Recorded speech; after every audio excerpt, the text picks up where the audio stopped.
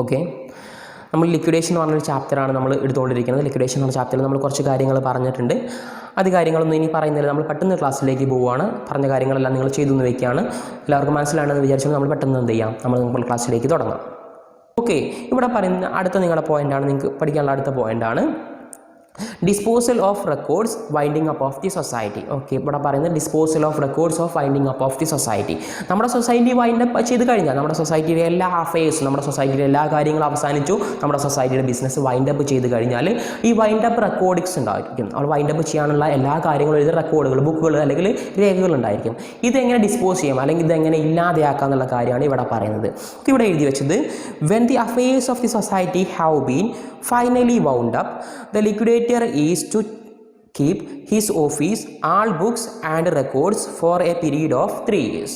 ഇവിടെ പറയുന്ന കാര്യം എന്താണ്, നമ്മുടെ സൊസൈറ്റിയുടെ കാര്യങ്ങളെല്ലാം കംപ്ലീറ്റ് ആയിട്ട് വൈൻഡ് അപ്പ് ചെയ്ത് കഴിഞ്ഞാലും നമ്മുടെ ഈ വൈൻഡ് അപ്പ് ആയിട്ടുള്ള റെക്കോർഡുകളും പ്രൊസീഡിങ്സും നമ്മുടെ എല്ലാ രേഖകളും ആര് സൂക്ഷിക്കണം, നമ്മുടെ ലിക്വിഡേറ്റർ 3 വർഷത്തേക്ക് സൂക്ഷിക്കണം. ലിക്വിഡേഷൻ കഴിഞ്ഞിട്ട് ഈ ലിക്വിഡേഷൻ്റെ എല്ലാ രേഖകളും റെക്കോർഡ്സും നമ്മുടെ ലിക്വിഡേറ്റർ 3 years ഇദ്ദേഹത്തിൻ്റെ കൈവശം വെക്കണം. പിന്നെ പറയുന്നത് on expiry of this period the same may be destroyed by the liquidator on taking orders to the effect from the registrar. Okay, ഈ 3 വർഷം കഴിഞ്ഞാൽ ഡേറ്റ് എക്സ്പയർ ആയി കഴിഞ്ഞാൽ 3 വർഷം കഴിഞ്ഞാൽ രജിസ്ട്രാറുടെ സമ്മതത്തോടു കൂടി ഡോക്യുമെൻറ്റിൽ എന്ത് ചെയ്യാൻ കഴിയും, ലിക്വിഡേറ്റർക്ക് ഡിസ്ട്രോയ് ചെയ്യാൻ കഴിയും. രജിസ്ട്രാർ സമ്മതിച്ചാൽ മാത്രമേ എന്ത് ചെയ്യാൻ കഴിയുള്ളൂ, ഡിസ്ട്രോയ് ചെയ്യാൻ പറ്റുള്ളൂ. രജിസ്ട്രാർ സമ്മതിക്കാതെ ഒരിക്കലും ഡിസ്ട്രോയ് ചെയ്യാൻ പറ്റില്ല.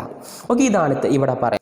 അടുത്ത പോയിന്റ് പറയാനുള്ളത് സെക്ഷൻ 74 സെക്ഷൻ 74 ആണ് പറയാനുള്ളത്. ഇവിടെ പറയുന്നത് cancellation of registration of A society.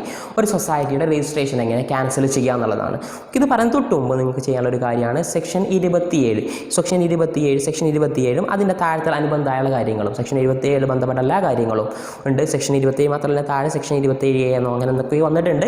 ആ കാര്യങ്ങളെല്ലാം എന്ത് ചെയ്യുക, കറക്റ്റായിട്ട് എഴുതുക, പഠിക്കുക, എന്നിട്ട് സെൻഡ് ചെയ്ത് തരിക. ഓക്കെ, ഇനി നമുക്ക് പറയാം സെക്ഷൻ 74 സെക്ഷൻ 74. ഇവിടെ പറയുന്നത് cancellation of registration of A society. ഇവിടെ പറയുന്നത് എന്താണ്, നമ്മുടെ സൊസൈറ്റിയുടെ രജിസ്ട്രേഷൻ, നമുക്ക് സൊസൈറ്റിക്ക് രജിസ്ട്രേഷൻ ആര് തന്നിട്ടുണ്ട്, രജിസ്ട്രാർ തന്നിട്ടുണ്ട്. ഇത് ഏത് സമയത്ത് രജിസ്ട്രാർക്ക് അല്ലെങ്കിൽ ഏതൊക്കെ സർക്കംസ്റ്റാൻസസിൽ രജിസ്ട്രാർക്ക് നമ്മുടെ സൊസൈറ്റിയുടെ രജിസ്ട്രേഷൻ കട്ട് ചെയ്യാം, റദ്ദ് ചെയ്യാം എന്നുള്ളതാണ് ഇവിടെ പറയുന്നത്.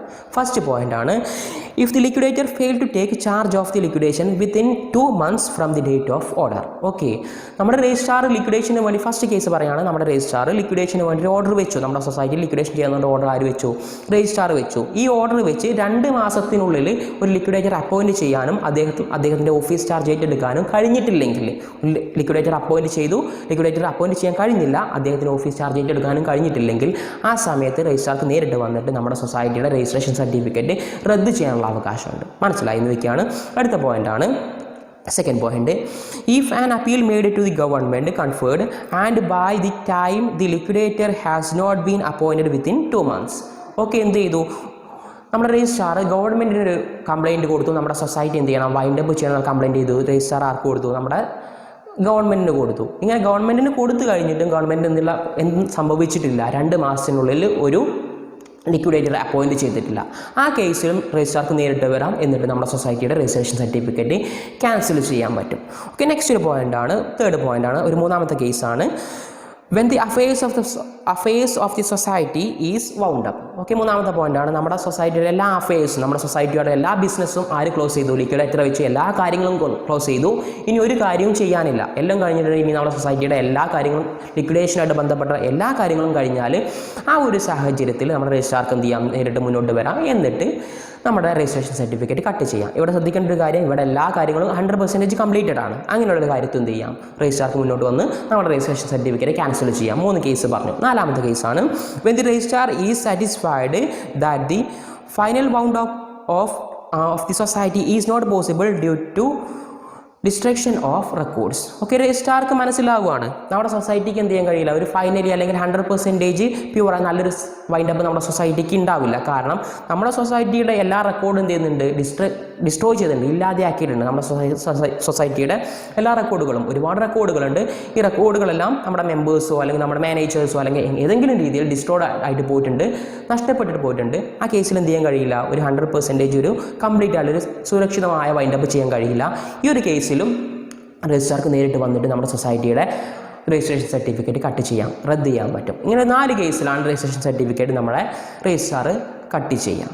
ഓക്കെ, ഇത്രയും കാര്യമാണ് ഈ ഒരു ചാപ്റ്ററിൽ പറയുന്നത്. ഈ ഒരു ചാപ്റ്റർ ഇവിടെ കഴിഞ്ഞിട്ടുണ്ട്. അടുത്ത ക്ലാസ്സിൽ കാണാം. നമ്മൾ പറഞ്ഞ കാര്യങ്ങളെല്ലാം നിങ്ങൾ എന്ത് ചെയ്യുക, ചെയ്യുക.